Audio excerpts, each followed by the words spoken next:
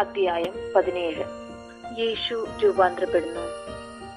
യേശു 6 ദിവസം കഴിഞ്ഞ് പത്രോസ്, യാക്കോബ്, അവന്റെ സഹോദരൻ യോഹന്നാൻ എന്നിവരെ മാത്രം കൂട്ടിക്കൊണ്ട് ഒരു ഉയർന്ന മലയിലേക്ക് പോയി. അവൻ അവരുടെ മുൻപിൽ വെച്ച് രൂപാന്തരപ്പെട്ടു. അവന്റെ മുഖം സൂര്യനെ പോലെ വെട്ടിത്തിളങ്ങി. അവന്റെ വസ്ത്രം പ്രകാശം പോലെ ധവളമായി. മോശയും ഏലിയായും അവനോട് സംസാരിക്കുന്നതായി അവർ കണ്ടു.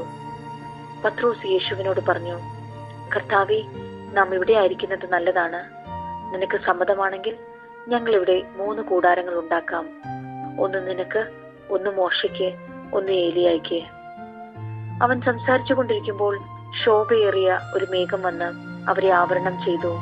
മേഘത്തിൽ നിന്ന് ഇങ്ങനെയൊരു സ്വരമുണ്ടായി, ഇവൻ എന്റെ പ്രിയപുത്രൻ, ഇവനിൽ ഞാൻ പ്രസാദിച്ചിരിക്കുന്നു, ഇവന്റെ വാക്ക് ശ്രവിക്കുവൻ.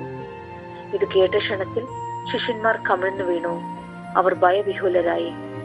യേശു സമീപിച്ച് അവരെ സ്പർശിച്ചുകൊണ്ട് പറഞ്ഞു, എഴുന്നേൽക്കുവൻ, ഭയപ്പെടേണ്ട. അവർ കണ്ണുകൾ ഉയർത്തി നോക്കിയപ്പോൾ യേശുവിനെ അല്ലാതെ മറ്റാരെയും കണ്ടില്ല.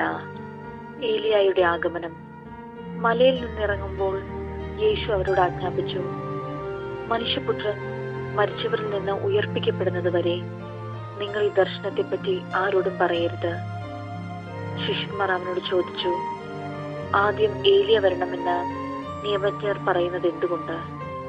അവൻ പറഞ്ഞു, ഏലിയ വന്ന് എല്ലാം പുനഃസ്ഥാപിക്കുക തന്നെ ചെയ്യും. എന്നാൽ ഞാൻ നിങ്ങളോട് പറയുന്നു, ഏലിയ വന്നു കഴിഞ്ഞു. എങ്കിലും അവർ അവനെ മനസ്സിലാക്കിയില്ല. തങ്ങൾക്ക് ഇഷ്ടമുള്ളതെല്ലാം അവർ അവനോട് ചെയ്തു. അതുപോലെ മനുഷ്യപുത്രനും അവരിൽ നിന്ന് പീഡകൾ ഏൽക്കാൻ പോകുന്നു. യോഹന്നാനെ പറ്റിയാണ് അവൻ തങ്ങളോട് സംസാരിച്ചതെന്ന് അപ്പോൾ ശിഷ്യന്മാർക്ക് മനസ്സിലായി. അപസ്മാര രോഗിയെ സുഖപ്പെടുത്തുന്നു. അവർ ജനക്കൂട്ടത്തിന്റെ അടുത്തേക്ക് വന്നപ്പോൾ ഒരാൾ കടന്നു വന്ന് അവന്റെ സന്നിധിയിൽ പ്രണമിച്ചുകൊണ്ട് പറഞ്ഞു, കർത്താവേ, എന്റെ പുത്രനിൽ കനിയണമേ. അവൻ അപസ്മാരം പിടിപെട്ട് വല്ലാതെ കഷ്ടപ്പെടുന്നു. പലപ്പോഴും അവൻ തീയിലും വെള്ളത്തിലും വീഴുന്നു. ഞാൻ അവനെ നിന്റെ ശിഷ്യന്മാരുടെ അടുത്ത് കൊണ്ടുവന്നു, പക്ഷേ അവനെ സുഖപ്പെടുത്താൻ അവർക്ക് കഴിഞ്ഞില്ല. യേശു പ്രതിവചിച്ചു, വിശ്വാസമില്ലാത്തതും വഴി പിഴച്ചതുമായ തലമുറയെ, എത്ര നാൾ ഞാൻ നിങ്ങളുടെ കൂടെ ഉണ്ടായിരിക്കും? എത്ര നാൾ ഞാൻ നിങ്ങളോട് ക്ഷമിച്ചിരിക്കും?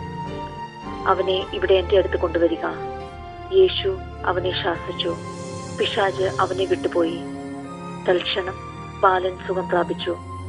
അനന്തരം ശിഷ്യന്മാർ തനിച്ച് യേശുവിനെ സമീപിച്ച് ചോദിച്ചു, എന്തുകൊണ്ടാണ് അതിനെ ബഹിഷ്കരിക്കാൻ ഞങ്ങൾക്ക് കഴിയാതെ പോയത്? യേശു പറഞ്ഞു, നിങ്ങളുടെ അല്പവിശ്വാസം കൊണ്ട് തന്നെ. സത്യമായി ഞാൻ നിങ്ങളോട് പറയുന്നു, നിങ്ങൾക്ക് കടുകുമണിയോളം വിശ്വാസമുണ്ടെങ്കിൽ ഈ മലയോട് ഇവിടെ നിന്ന് മാറി മറ്റൊരു സ്ഥലത്തേക്ക് പോവുക എന്ന് പറഞ്ഞാൽ അത് മാറിപ്പോകും. നിങ്ങൾക്ക് യാതൊന്നും അസാധ്യമായിരിക്കില്ല. പീഡാനുഭവവും ഉത്ഥാനവും. 2-ാം പ്രവചനം.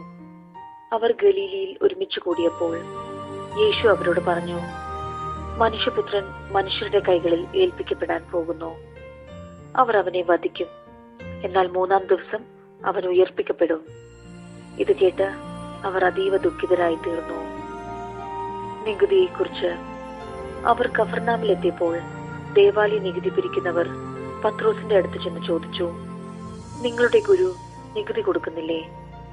അവൻ പറഞ്ഞു, ഉവ്വ്.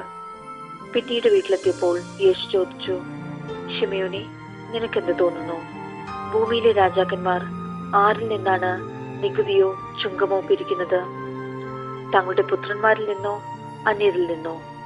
അന്യരിൽ നിന്ന്, പത്രോസ് മറുപടി പറഞ്ഞു. യേശു തുടർന്നു, അപ്പോൾ പുത്രന്മാർ സ്വതന്ത്രരാണല്ലോ.